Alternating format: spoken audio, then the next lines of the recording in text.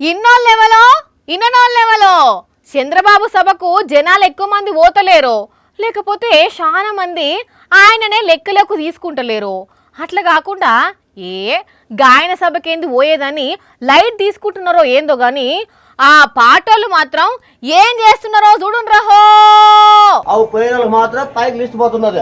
ఆడ అనంతరం ఆదరా మీటింగ్ పోయిన పోగొన లేదా ఇన్న రానుల్లా ఈ డప్పు షాటింపు చంద్రబాబు సభకు వస్తేనే పథకాలు ఇస్తారట, లేకపోతే ఇయ్యరాట.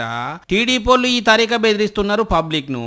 అయినా ఈ సంక్షేమ పథకాలు ఎవరింటకెళ్ళి ఇస్తున్నారు?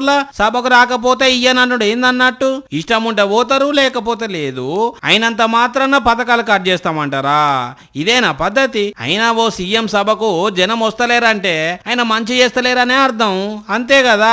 అసవంటప్పుడు మంచి పనులు చేయాలి, జనాలల్లో మంచి పేరు తెచ్చుకోవాలి, అప్పుడు జనమే సంతోషంగా వస్తారు సభలకు. గాని ఇట్లా సభకు రాకపోతే పథకాలు ఇయ్యమని బెదిరించడేంది చెండాలంగా.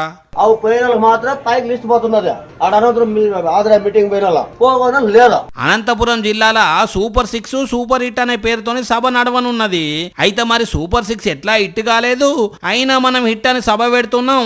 అసోంటప్పుడు జనం ఎట్లా వస్తారని ముందే ఊహించిర్రో ఏమో గానీ ఇట్లా జనాలు రాకపోతే పథకాలు కట్ చేస్తామని బెదిరించినట్టే చాటింపేసిరు కళ్యాణదుర్గం నియోజకవర్గం కంబదూరు అచ్చంపల్లిలా. ఇప్పుడు ఈ చాటింపు వీడియో సోషల్ మీడియాలో వైరల్ అవుతూనే హవ్వ మరీ గింతకు దిగజారిపోతారా అని నవ్వుకుంటున్నారు చూసినోళ్ళు.